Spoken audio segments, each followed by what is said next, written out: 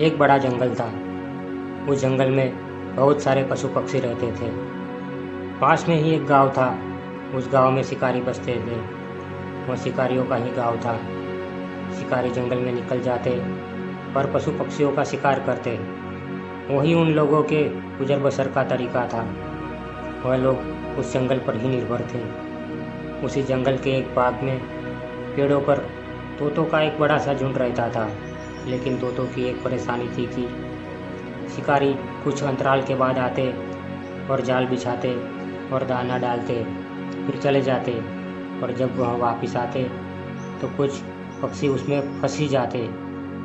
एक बार एक साधु वहाँ पर आया।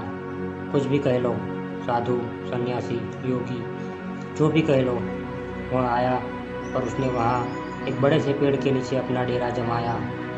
वह अपने साथ खाने का कुछ सामान भी लेके आया था।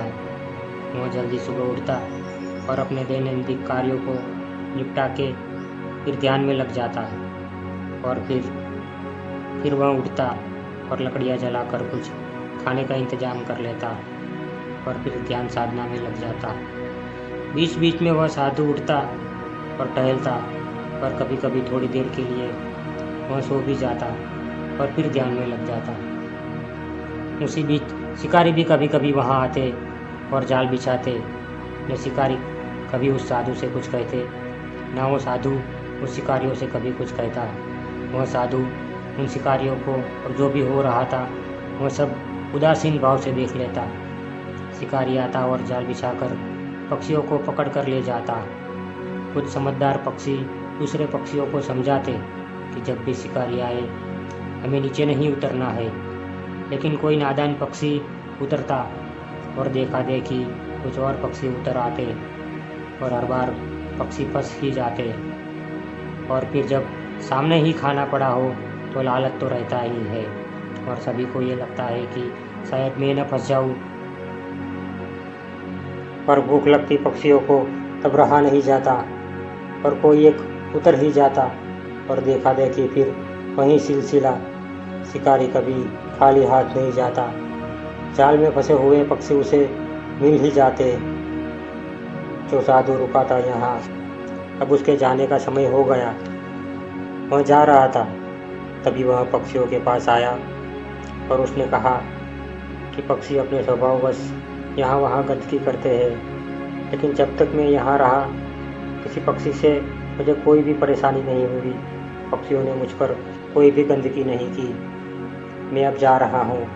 अगर आपको कुछ कहना हो तो कुछ कह सकते हो। कुछ समझदार पक्षी आए और साधु से शिकारियों के बारे में बात की। साधु ने कहा, आप सभी पक्षियों को निश्चय कर लेना है कि शिकारी आएगा, जाल बिछाएगा, दाना डालेगा, लेकिन हमें फंसना नहीं, हमें उतरना नहीं नीचे।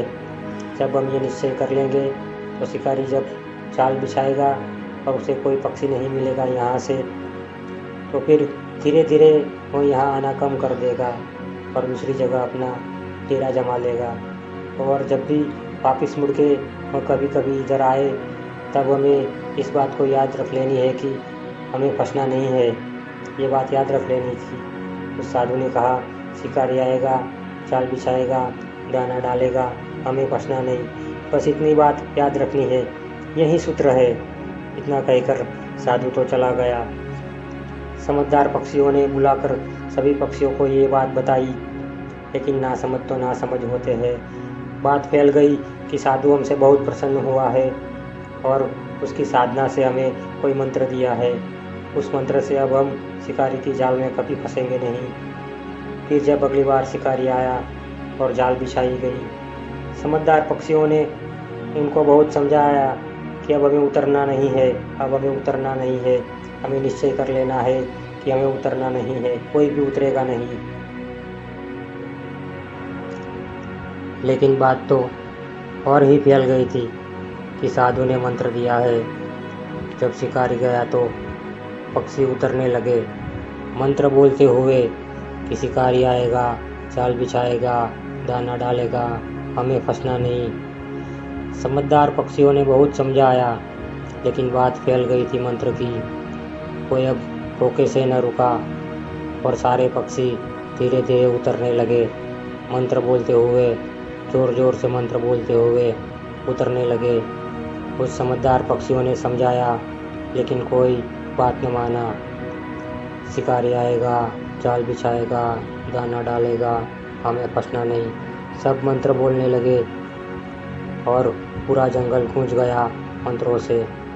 आज पक्षी बहुत खुश थे और बारी बारी उस जाल में उतरने लगे और दाना चुगने लगे। लेकिन बारी बारी सब जब उड़ने की बारी आई और उड़ने की कोशिश की तो बात न बनी, तब बात अलग हो गई, मंत्र फिजूल हो गया। लेकिन फिर भी जोर जोर से मंत्र बोले जाने लगे। सारे पक्षी जोर जोर से मंत्र बोलने लगे। पूरा जंगल गूंज गया मंत्रों की आवाज़ से। मंत्र बोलते बोलते पक्षी थक गए, लेकिन कोई बात न बनी, पूरा मंत्र ही फिजूल दिखाई पड़ने लगा। कुछ पक्षी सहयोग और किस्मत से बचने में कामयाब हो गए, लेकिन बहुत सारे फंसे ही रह गए। जब सुबह शिकारी जाल निकालने के लिए आया तो उसके आश्चर्य का ठिकाना नहीं रहा। सैकड़ों पक्षी फंसे हुए थे, वो शिकारी उठा भी न सका। उसने अपने और एक साथी को बुलाया, तब जाके बात बनी। वह जैसे तैसे करके पक्षियों को ले जा पाया। वह समझ नहीं पाया कि इतने सारे पक्षी फंस कैसे गए। साधु ने जो कहा था वही बात तो उस समझदार पक्षियों ने भी कही थी इस नादान पक्षियों को। और साधु ने कुछ नया नहीं कहा था, कुछ नई बात नहीं की थी, लेकिन मंत्र की बात फैल गई और जो थोड़े पक्षी फंसते थे वो ज़्यादा फंस गए और सैकड़ों में फंस गए। बात इतनी है कि कहानी तो कहानी होती है, न पक्षी बात करते हैं इंसानों से, न इंसान पक्षियों से बात कर सकते हैं। लेकिन कहानी कुछ बातों को समझाने के लिए बनाई जाती है और उस कहानी में कुछ अवास्तविक स्थितियों का भी निर्माण किया जाता है। इन कहानियों से हमें सिर्फ कहानी में जो बात की समझ देने की कोशिश की है उसी को ग्रहण करना होता है। अक्सर हम विवेक और समझ के सूत्रों को मंत्र समझ लेते हैं, जिससे उसकी कोई भी कीमत नहीं रह जाती और हम मंत्र जपे चले जाते हैं। अगर कोई साधु हमें शाम को खाना खा लेना ये कहे तो क्या हम सच में खाना खाएंगे, या हम कहेंगे कि साधु ने मंत्र दिया है कि शाम को खाना खा लेना, शाम को खाना खा लेना। सच में खाना खाना पड़ेगा। इस स्थिति में हमें जल्द ही मालूम पड़ जाएगा कि ये कोई मंत्र नहीं है, ये तो हमें हिदायत और समझ दी गई थी कि शाम को खाना खा लेना। यह प्राकृतिक स्थिति है और शरीर की ज़रूरियात है खाना, इसीलिए हमें जल्द ही मंत्र गलत मालूम दिखाई पड़ने लगेगा। लेकिन मन और समझ और विवेक के मंत्र बहुत अलग होते हैं। इंसान जन्म जन्म भर मूर्ख बना रह सकता है, अगर आखिर में भी, जीवन के आखिर में भी बात समझ आ जाए तो अच्छा है। इसीलिए बुद्ध ने सम्यक मार्ग का निर्माण किया है और भी कईयों ने इसका उपयोग किया है। स्थितियों को वास्तविक रूप में स्वीकार करना और जो जैसा है उसको वैसे ही रूप में देखना।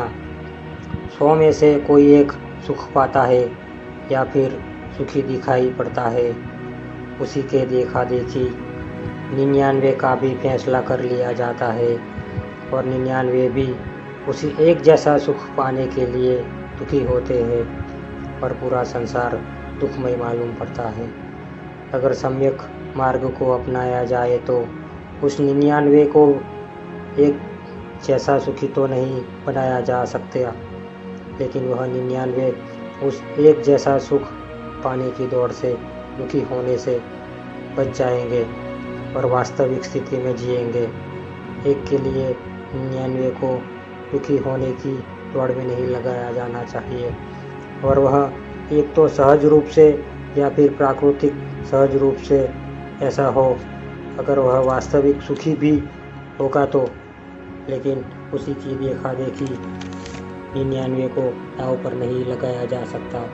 अगर संसार वास्तविक रूप में जैसा हो और जैसी स्थितियों है उसे वास्तविक रूप में देखा जाए और समझ और विवेक से देखा जाए तो बहुत सारे उपद्रव मिट सकते हैं और ज़्यादातर अवास्तविक मंत्र कहाँ खो जाएंगे पता भी नहीं चलेगा। धन्यवाद।